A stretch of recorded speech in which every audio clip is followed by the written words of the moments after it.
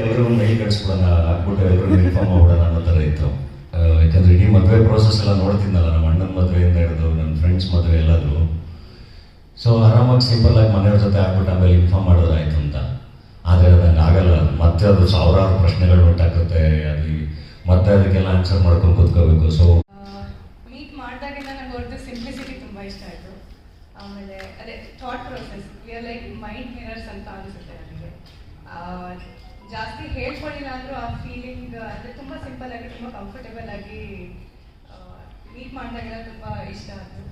ಅಂದರೆ ಆ ಥರ ಏನು ಯೋಚನೆ ಮಾಡಿ ಏನು ಹೇಳೋಕ್ಕೆ ಯಾವುದನ್ನು ನಾನೇನು ಎಕ್ಸ್ಪ್ಲೈನ್ ಮಾಡೋ ಅವಶ್ಯಕತೆ ಇರಲ್ಲ. ಎಲ್ಲದೂ ತುಂಬ ಚೆನ್ನಾಗಿ ಅವ್ರಿಗೆ ಅರ್ಥ ಆಗುತ್ತೆ. ನಿಮ್ಮ ಪ್ರಶ್ನೆ ಎಷ್ಟು ವರ್ಷದ ಪ್ರೀತಿ ಪರಿಚಯ? ಅಷ್ಟೇ, 1 ವರ್ಷ. ನನಗೆ ಒಂದಿಷ್ಟು ವರ್ಷದಿಂದ ಸ್ಟೂಡೆಂಟ್ ಆಗಿದ್ದಾಗ ಒಂದ್ಸರಿ ನಾನು ಊರಿಗೆ ಹೋದಾಗ ಎಲ್ಲ ನಾನು ನೋಡ್ತಾ ಇರ್ತೀನಲ್ಲ, ನಮ್ಮೂರು ಸ್ಕೂಲಲ್ಲಿ ಎಷ್ಟು ಮಕ್ಕಳಿದ್ದಾವೆ, ಏನು ಮಾಡ್ತಿದ್ದಾವೆ ಎಲ್ಲರೂ. ಒಂದು 86 ಮಕ್ಕಳು ಓದ್ತಿದ್ದಾವಲ್ಲಿ. ಆ್ಯಂಡ್ ಬೇರೆ ಬೇರೆ ಸ್ಕೂಲಿನ ಬಸ್ಗಳು ಬಂದು ಇವಾಗ ಹಳ್ಳಿಗಳನ್ನು ಮಕ್ಕಳನ್ನ ಕರ್ಕೊಂಡು ಹೋಗ್ತಾರೆ, ಅಂದರೆ ಪ್ರೈವೇಟ್ ಸ್ಕೂಲ್ಗಳು ಎಲ್ಲದೂ. ಇದ್ರ ಮಧ್ಯ ಅಲ್ಲಿ ಆನ್ಲೈನ್ ಲೆಟರ್ ತಾಟು ಅದು ನನ್ನ ಇಡೀ ಅಂದರೆ ಮದುವೆ ಅಂತ ಬಂದಾಗ ಟು ಬಿ ಆನೆಸ್ಟ್ ನಾನು ಸಿಂಪಲಾಗಿ ಒಂದು ರಿಜಿಸ್ಟರ್ ಮ್ಯಾರೇಜ್ ಆಗೋಣ ಅಂತ ಇದ್ದಿದ್ದು. ಟು ಬಿ ವೆರಿ ಆನೆಸ್ಟ್, ಹಾಗೆ ಅದು ಥಾಟ್ ಶುರುವಾಗಿದ್ದು.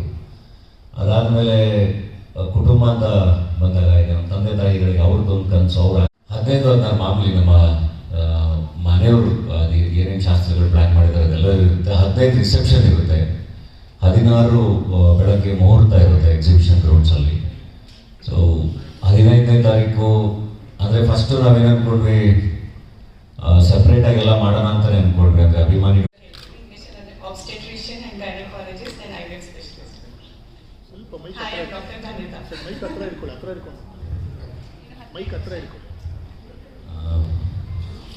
ಸೊ ಅವ್ರನ್ನ ಆಲ್ರೆಡಿ ಪರಿಚಯ ಮಾಡಿಸಿದ್ದೀನಿ. ಅವರು ಆಲ್ರೆಡಿ ಸುಸ್ತಾಗೋಗ್ಬಿಟ್ಟಿದ್ದಾರೆ ಮದುವೆ ಪ್ರೋಸೆಸ್ಸಲ್ಲಿ. ನನಗೆ ಫೆಬ್ರವರಿ 15-16ಕ್ಕೆ ಮದುವೆ ಮೈಸೂರಲ್ಲಿ ಎಕ್ಸಿಬಿಷನ್ ಗ್ರೌಂಡ್ಸಲ್ಲಿ. ಅದ್ರ ಬಗ್ಗೆ ಮಾತಾಡೋಕ್ಕೆ ಅಂತಲೇ ಬಂದೆ. ಏನು ಮಾತಾಡಬೇಕು ಗೊತ್ತಿಲ್ಲ. ಸೊ ನೀವು ಪ್ರಶ್ನೆಗಳು ಕೇಳ್ತಾ ಹೋದರೆ ಹಾಗೆ ಒಂದು ಡಿಸ್ಕಷನ್ ಮಾಡಿ.